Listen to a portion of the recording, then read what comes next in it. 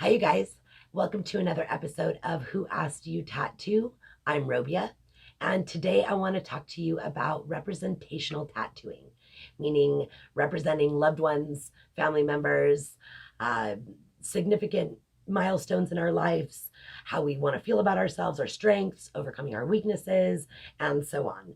So these are tattoos that have significant meaning in our lives, meaning that the image itself represents a significant portion of our lives, as opposed to tattoos that may not have a huge significant meaning to them. I have both types of tattoos on my body.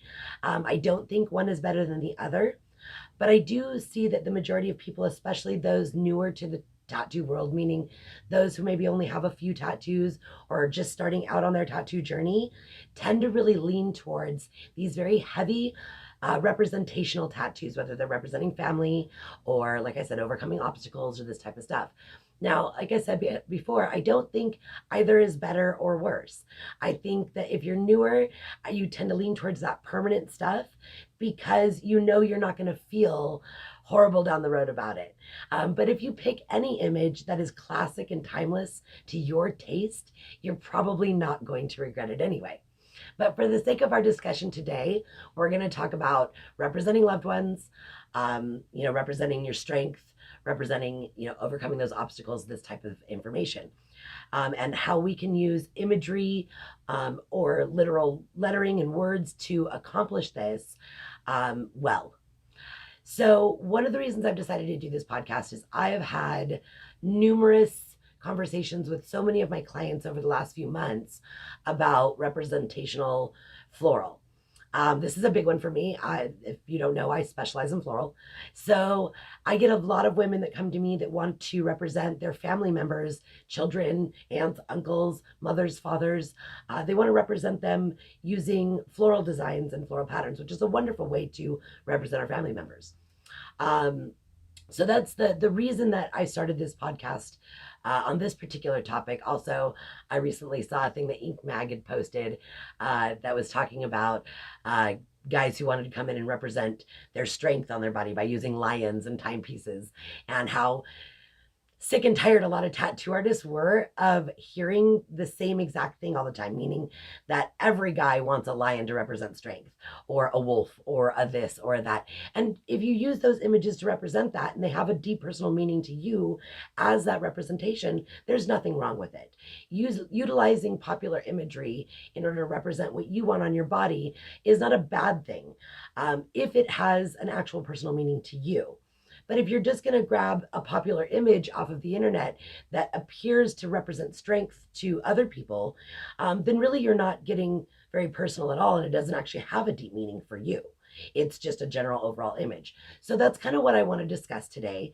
One of the first things I really want to talk about, though, is my interpretation of my educated interpretation of what's really happening for most of my clients, at least, when they are getting tattooed.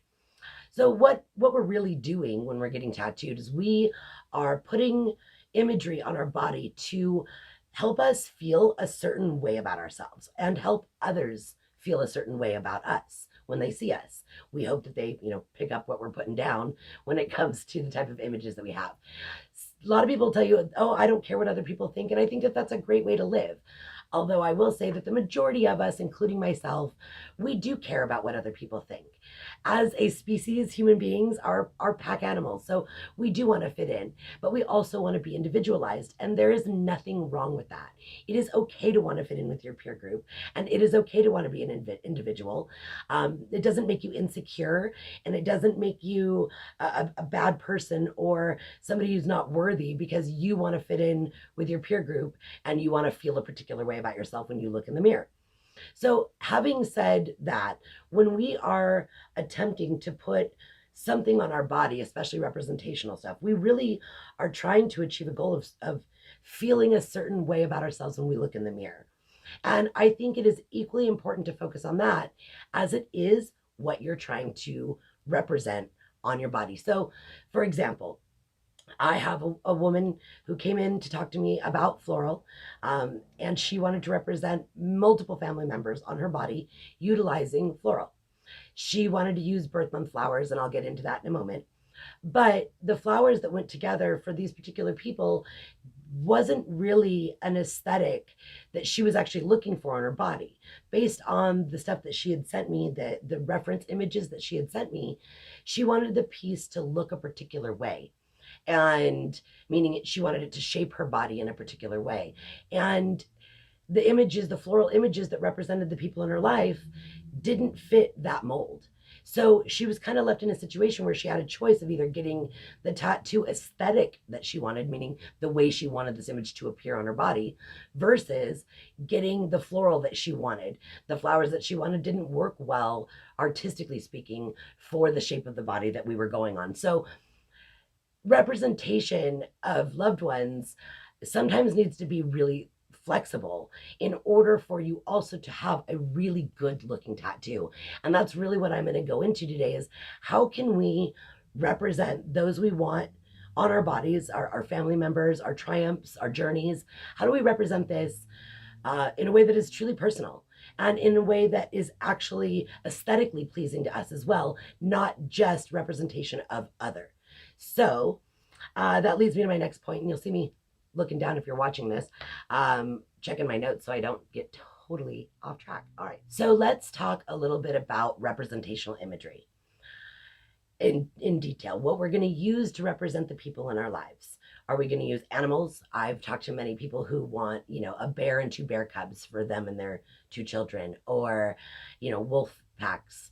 So you've got animal representation, you've got floral representation, lettering representation, footprints, and, timepieces, and if time is fleeting for you, and all these types of different, really, things that we're trying to say using images. Now, I'm specifically speaking about using images today. So if you want to represent a child or a loved one or somebody in your life by using lettering, so a name and dates, this type of stuff, that's kind of another topic. I think that there is a wonderful place for lettering. I have lettering on my body. I have names on my body. I think it's beautiful. I often personally, as a tattoo artist, don't necessarily like combining imagery and lettering together unless it happens to work really well when it comes to representational tattooing. If you are representing a family member with an image, I personally like to let the image do the talking and not necessarily add lettering to that. The reason I feel that way is because you're actually saying the same thing twice, or 3 times, or 4 times in certain circumstances. So, for example, say you're getting, and this is a very common tattoo, and I'm not putting it down, so don't get all mad at me about it, but let's say you're doing a representation for a child who was recently born, and you're doing footprints and a name and a date. So the daughter or son's birthday, their name, and their footprints at the time that they were born. One of the things that you're doing in the situation is you're actually saying the same thing 3 times. Now, if you like the aesthetic of the way that the footprints with the lettering on it looks, and you really just want that image on your body, wonderful. Absolutely go for it, execute it, to each their own, do whatever it is that makes you feel good when you look at the actual tattoo. However, if you are doing this out of a lack of creativity because you can't come up with another way to represent that individual in your life, or this is just what you've seen that's kind of the closest to what you want, I recommend kind of hold off. And I'll get into talking to an artist about it in a few minutes, but really hold off and kind of figure out what's something that's a little more personal to you. What's a little more personal to you in this particular situation that represents your child, not just a child, if that makes sense. So saying it more than once is a thing. It's redundancy is a thing I deal with on a pretty regular basis. Somebody comes in and goes, oh, I want to represent, my child, and their birthstone is this, and their birth flower is this, and they love, unicorns. So I want a unicorn with this flower and this birthstone. Well, again, you're saying the same thing 3 times. You're talking about the same person 3 times. And the reality is that image may look better as just the unicorn. The image, the overall aesthetic of the tattoo itself may work better as just the floral or just the gemstone. So sometimes people, I think, so desperately want to have this amazing personal representation that they tend to overdo the representation. So overdo the images that are associated with each individual. So one of the things I talk to my clients about a lot, especially recently, and I'm going to use birth month flowers as an example for this, when it comes to representing people in our lives. And this goes for anything, but I use birth month flowers specifically because it's a conversation I have a lot. Birth month flowers are made up. They're not, there's no scientific backing, scientific information on birth month flowers. As a matter of fact, from my research, the earliest tracing back that I could find to who actually created the idea of birth month flowers was a woman by the name of Mary Montagu, and she was a 18th century noble who wrote poems and a few other things. She wrote a book called The Language of Flowers, I believe it's called. You can fact check me on that if you'd like. But essentially, that's one of the earlier recordings that we can see of somebody actually referencing floral as birth month flowers. And what she was doing was saying that certain flowers have certain characteristics, and that people born in the month of, say, December, and the flower for December is narcissus, or there's another one there as well, I think it's poinsettia. But that narcissus the characteristics of narcissus could represent the character of the person who was born in the month of December. So it's very similar to a zodiac sign. And really, there's no actual scientific data to really back this up. So using narcissists, so for example, if you have a child that's born in December and you really want to represent them, people tend to go, okay, well, what flower is the month of my child? Oh, December, so I need to get a narcissus. Well, that's not true at all. Somebody in the 1800s decided that narcissus was the birth month flower, but it does not have to be. Not that I'm trying to change the list of birth month flowers, by no means, but what I am saying is you can represent a person any way you want. You can make up your own flower. One of the things I do with my clients is I talk to them about possibly looking into other floral that blooms that time of year. There's a lot of flowers that bloom in the winter. So we go through and start looking at different flowers. Or if they're representing a child and the child is old enough that it's exhibiting its personality traits, I ask my clients, well, when you see your child, what do they remind you of? Are they bright and sunny? Are they mysterious? Are they, what's their personality types? And maybe we can find flowers that make you feel the same way that your child does. And that is a far more personal representation of your loved one than just some rando birth month flower that somebody assigned to it in the early 1800s. So I talk to people about representation a lot and how we can actually represent the people in our lives in a way that actually fits them. Now, this is a little more difficult when you're dealing with babies or loved ones that you never knew. So I think that it's a different topic, but it's still, you're able to do it. When you don't have a good understanding of the person's personality, of who you're representing, it makes it a little more difficult to get personal with the imagery. But a lot of times, if it's not a baby, if it's somebody else, you can talk to other family members, see what they're about, that type of stuff. Like for me, for example, I have a tattoo that represents my father. And let's see if I can show it to you. Well, if you're listening, then you're not gonna be able to see it, but it is 2 6-shooters and a banner with my father's name in it. This was actually far before I ever became a tattoo artist, but the 6-shooters were a very personal thing for my father. My father was a stuntman, and he did bang bang shoot 'em up Western shows all over places like Knott's Berry Farm. He was what they call a fall guy, meaning he would fall from buildings and then they would pretend to shoot each other with 6-shooters in a very Old West style. So and my father collected old guns. So for me, that was a very personal representation of my father as the 6-shooters. So finding something that actually applies to the person is, I think, more important than just finding something out there that will do the job, but it's not really for you or for them. Speaking of for you, this is another topic that I always push with my clients. Yes, you are representing a family member. Yes, and I talked about this a little bit earlier. Yes, you are Yes, you are representing a family member and a loved one, and it is important that the image that you put on yourself feels or seems like a good representation of that person.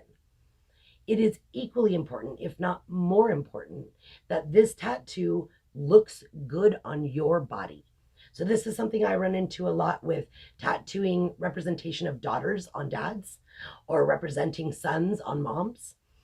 If your son is into Superman and you are not into Superman as a woman, then don't get Superman as the representation. You have to live with this tattoo on your body.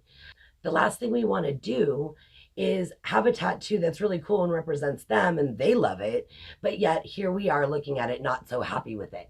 And when we're getting tattooed, like I was talking about before, and it is making us feel a certain way about ourselves when we look at this, the last thing we want to do is go, oh, well, that's a really cool tattoo for my son. I'm glad he loves Superman and it makes me happy when I see it, but I don't really want this on my body for the rest of my life. So it is just as important that we represent the ones we love, not only in a way that we feel represents them, but also in a way that we feel good about, for women feel beautiful about, for men feel, strongly about, that and or if you're a man and you like to feel beautiful, whatever it is, that when you look in the mirror and you see yourself, that image that you've tattooed on your body is exactly what you want to see when you look in the mirror. So it's really important that we not only weigh in on representation of the person, but that we really keep in mind the aesthetic that we want on our body. So this leads me to my next point, which is, how do we find good representational imagery? Well, for my clients, I have a number of ways that I sit down and do this with them. A lot of times I will have my clients come in and I will talk about what they're trying to represent, and I'll say, okay, well, how does this make you feel? A good example of this was actually a memorial piece that I did not too long ago, where a client of mine came in and it was representing a child who had passed away, which is a very touchy subject. But we talked about it, and I asked her, how do you want to feel about your son's passing? Very deep, very personal question, but very accurate to the circumstance. So I said, how do you want to feel? And she said, I want to feel at peace. And I said, great. What type of things make you feel at peace? So here's a great way to look at images that are going to make us feel a certain way when we see them. So she picked a particular image that made her feel peaceful inside. So now when she looks down at this tattoo and it represents a very traumatic, very hard, difficult time in her life, she looks at that and it is peaceful. And it brings her to a place of peace. So representing this scenario on her body in a way that allows her to respond when she sees it in the way that she actually wants to feel is super deep, but also really effective at moving forward on closure and that type of stuff. So it's equally important that we find something that makes us feel the way we want to feel, as it is that we just represent that individual. So I have a really good client who put it beautifully. She said, humans have the innate ability to derive meaning from anything. And that's very true. So that also means that we have the ability to apply meaning to anything. So when you are looking at, representation, I'll go back to the floral with the birth month flowers again, because it's the easiest and it's one I work with the most. One of my clients came in, her daughter was born in October, and I'm an October baby myself. The flower for October is marigold. I personally don't think it's a very pretty flower, and neither did she. So I said, okay, well, rather than using a marigold, let's just look at, what does your daughter feel like? What's her personality feel like? Do you want to stick with something that's autumn colors because she was born in the fall? And so she said, well, I feel like my daughter's more of a sunflower. I said, great, let's do that. Now we put the sunflower on her, and guess what? The sunflower is representing her daughter. So we can apply that meaning to anything we want. And whether or not other people agree with you, that's the part where it really doesn't matter. And you don't even have to tell them. If you're all imagery based, to them, it's probably just going to be a beautiful image. And at the end of the day, that's what you really want on your body, is just awesome imagery, hot imagery, sexy imagery, beautiful imagery, whatever you want to call it, whatever label you want to put there. And that's personal for you. As long as it has that feeling, you will be very happy with your tattoo for many years to come, pretty much no matter what, because you have decided that this is what this represents to you, and now you're happy with the aesthetic as well. So those things are all really, really important. So once again, I would say really just Find an artist that you can communicate with well, somebody who you're comfortable talking to, somebody who you feel like is picking up what you're putting down. This is really important. Find somebody who can help you design. But when you approach your artist, tell them, hey, I need help designing this, and this is what I'm trying to do. I love your style. I love your work. I'm not an artist for a living. So can you, as an artist, please help me design something that will feel this way? If the artist isn't that type of artist, they will happily let you know, hey, no, thank you. I only do this type of imagery, or I only do this type of stuff. And then you can feel free to move forward and find an artist that does do what it is that you're looking for. And trust me, there is one out there for you. I've talked about that a lot and how to find the right tattoo artist. So if you didn't see that and you're watching this, go back and watch that one. So, okay, well, just a little recap. Basically, representing loved ones, representing anything on your body, you can get so much more creative than just the popular images that are out there. So I strongly recommend that you do a little bit more digging, a little more soul searching, and find things that feel like those family members, or feel the way that you want to feel, or make you feel that way, that also have a beautiful aesthetic. And if you're having a hard time finding a beautiful aesthetic, contact your local tattoo artist and ask them. All right, well, I think that that's going to pretty much wrap this up. I really hope that this information helps you determine whether or not you need to be stuck in a box on what is going to represent the people in your life on your body. So I'm going to wrap it up and tell you guys once again, I hope it was informative, and please stay tuned for more podcasts. I'll be interviewing some artists soon. And if you are wherever you're watching or listening to this on, I am available, or the podcast is available. I'm not available, but the podcast is available on Pandora, iHeartRadio, Spotify, iTunes, or you can go watch it on YouTube. And if you guys love the information, please share it with your friends and family, and don't forget to subscribe. Thanks. I'll talk to you guys next time.